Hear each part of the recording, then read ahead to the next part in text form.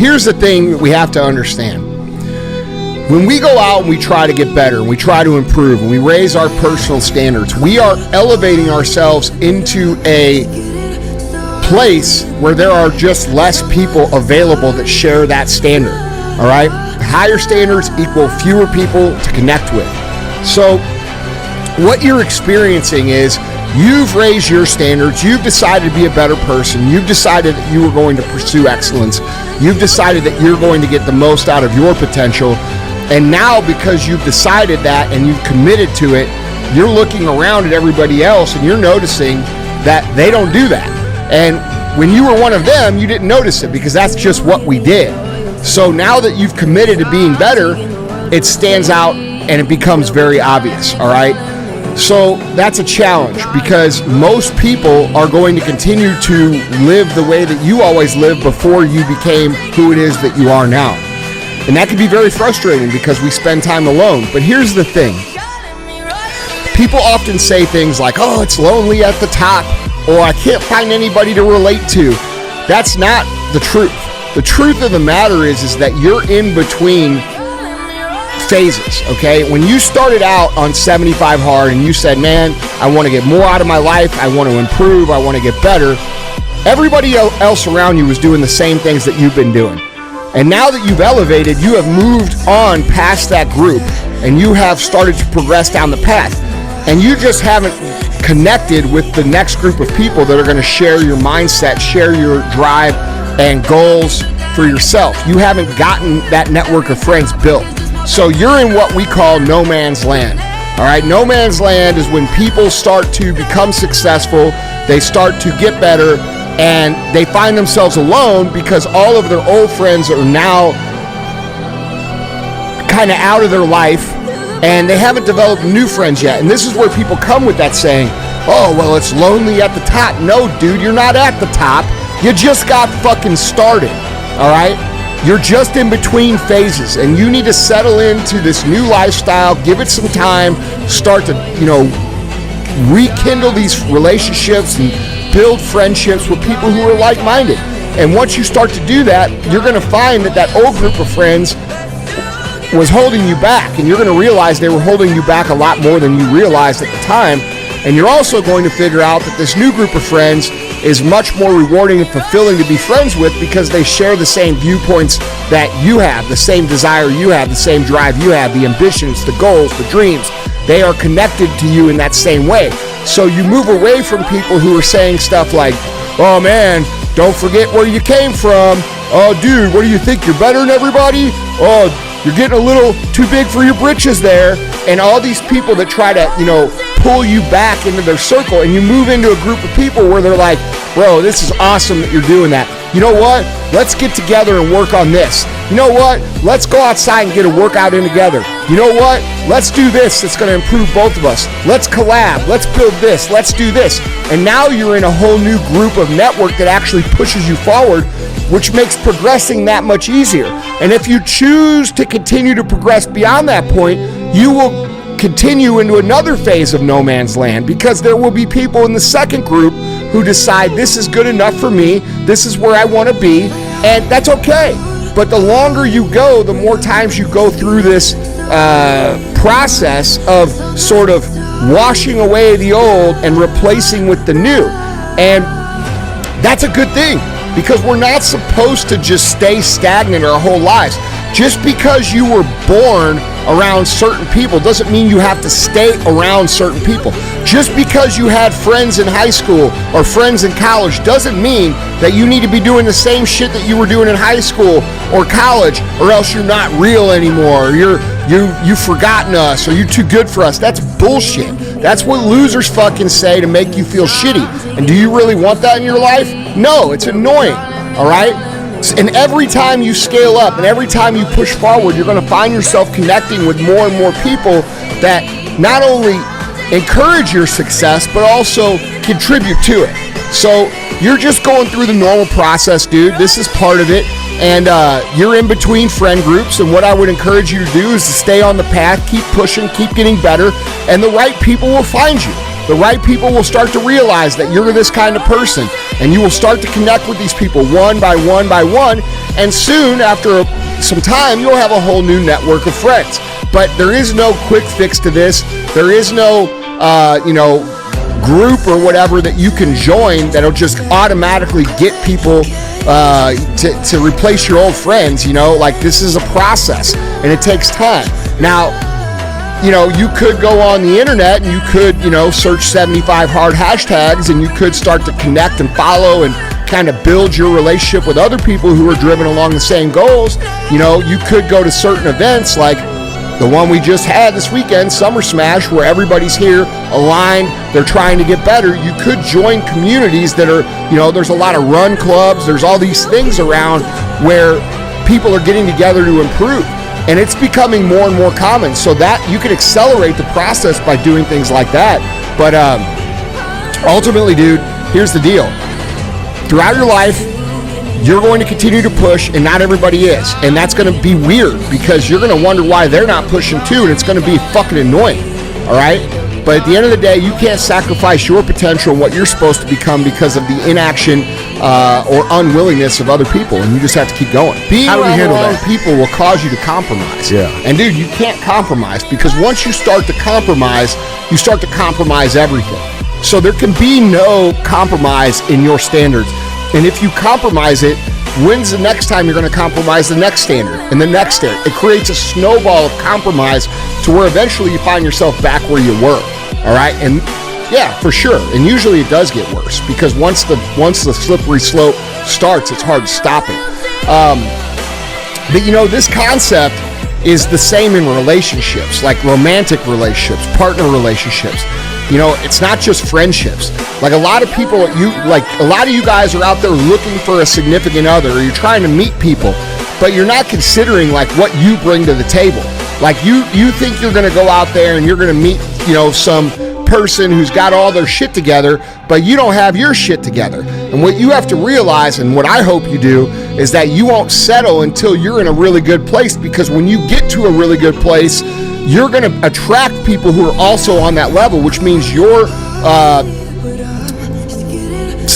ability to get the ideal partner is going to be much greater at that point in time. So, we have to consider that too, dude. Like, look, yeah, you got to live your life. Yeah, you got to have fun. Yeah, you got to have friends. Yeah, you got to date, all these things.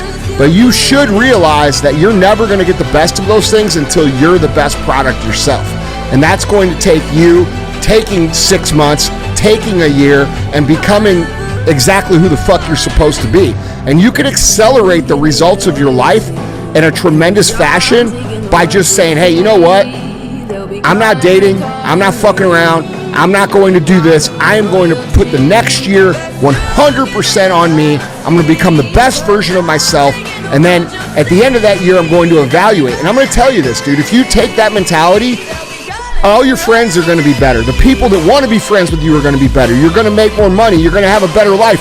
The people who want to fuck you are going to be a lot better options. Okay? So I'd have no other way to say that. But that's the reality. Like, yeah, become the best, you get the best. You're not entitled to anything. Well, I was fortunate that I grew up with parents that sort of let me do what I needed to do. They weren't too overbearing, they let me go out and make mistakes without putting too many rules or restrictions on me. And, I was sort of allowed to do whatever I wanted as long as I didn't get in trouble. And I think that helped me, because that way when I was away from home, I didn't go crazy. I already kind of understood how to handle myself. So there wasn't any awkwardness there. When I said, hey, I'm moving to Springfield and I'm going to start a business, I mean, it wasn't like anybody said no, so I just did it. And I don't come from a traditional family. I wouldn't, I didn't grow up with the white picket fence and we sat down for dinner every day. It was different. And so I don't know. That wasn't really a factor for me.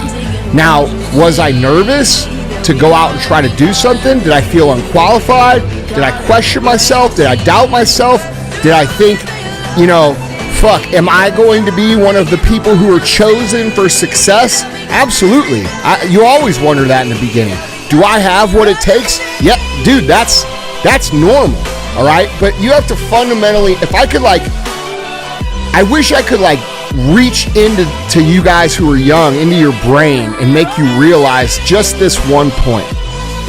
And it's this.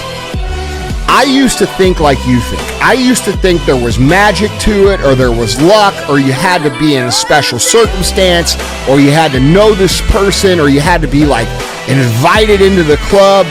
I used to think all these things that you guys think. Am I going to be one of these people that is chosen, quote unquote, for success? And if you've been following me for a while, you've heard me talk about the quote unquote success fairy. And how I used to think about it was there's people, and you have a group of people that are there's 10 of us in the room, and one of us gets chosen to be successful by some force that we don't understand. And I call that force the success fairy. And what you have to understand, guys, is none of that shit is real. None of that shit is true. There is no success fairy. There is no special fucking secret club with secret handshakes. There is no, you got to know this person or that person. You will meet those people as you go out and build things that will accelerate your career, but nobody meets those people on day one. You're going to have doubt. You're going to have frustration. You're going to have anger. You're going to have mistakes, but those things are necessary for you to gain the skills, all right? So when you really look at what it takes to build something, from my perspective, I can very confidently say it is very simple. It's inputs equal outputs. It is what I do and what that creates. And if you show up every day and you're effective every single day, and you continue that for as long as you can and keep the ratio of wins much higher than you do losses, meaning you win, let's say 95% of the days, or even 90% of the days, bro, there's no denying that you'll get where you want to go. It just depends on how long it's going to take. Some of you guys come from total shit, for real. And most of you guys will say you come from shit, but really you come from a middle-class upbringing. You're doing all right. Right. Yeah. There's people who come from fucking literally nothing. No parents, fucking adopted, no money, dirt poor, wearing the same clothes every day, who have built literally billion-dollar businesses, okay? If those motherfuckers can do it, I'm 100% sure that you can do it. So, but it might take that person longer because they didn't grow up with, parents that taught them about business, or parents that, taught them basic things in life. So yeah, we all start at a different place. And that means that it might take you longer, but that doesn't mean it's impossible. And that's what you have to understand. If you were born in a shitty spot and that's the card you got dealt, guess what? The reality is you got to do more work. That's what it fucking comes down to. And you can bitch about it, you can cry about it, you can complain about it, you can write fucking blogs about it, you can make videos crying in your car about it. It ain't fucking fair. It's not fair. But if you just accept the way that it is and you say, all right, look, I was born with fucking bullshit circumstances. I better get to work because it's going to take me 5 years longer than it's going to take the guy who grew up in upper middle class America. You know what I'm saying? So we just have to accept that. And we have to understand that it's still possible. It doesn't mean it's impossible. And there's no magic to it. All it is you try something, it fails. Why did it fail? Learn a lesson. You try something again, it works. Then you try the next thing, it fails. Why did it fail? You learn a lesson. Then you try it again and it works. That's the process that's repeated hundreds of thousands of times over the years that makes you a skilled operator and that brings you success, fulfillment, and the life that you desire. And anybody can achieve it. So that's the way the game works. Bro, I actually think it's a huge advantage. That's what I'm saying. Are they more successful than not? Yes. It is a huge advantage to come from fucking nothing.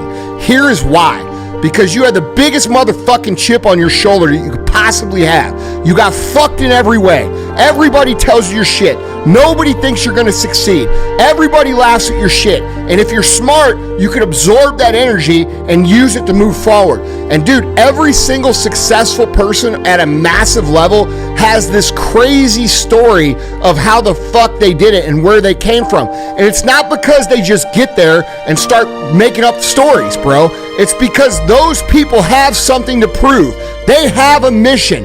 They have an enemy. And those are 3 things that you have to be successful. So if you're one of these people and you're moping around, but I'm not coming from nothing, you're blinding yourself to the reality that it's actually one of the biggest advantages for the massive amounts of success that you could create. Do you think that middle class, weak ass, pussy motherfucker's gonna do the shit that you're willing to do? He doesn't even know what hardship is. Those people are easy as fuck to beat if you come from that place. So like, dude, don't cry about it. Use it to your advantage, and I guarantee you, you'll be much more successful than the soft motherfuckers that come from the rich family that their mom and dad paid for everything for them. That's real shit, man. Yeah, I know it's real, bro. It's First day I worked with DJ, I said, get in the fucking truck. And I took him to where we grew up. And I said, this is where we come from. Yeah. The reason for that is I didn't want you to think that I just shit this shit out of my ass, bro. I have paid in blood for the life that I have. And that's how I know it's possible for all these motherfuckers out there.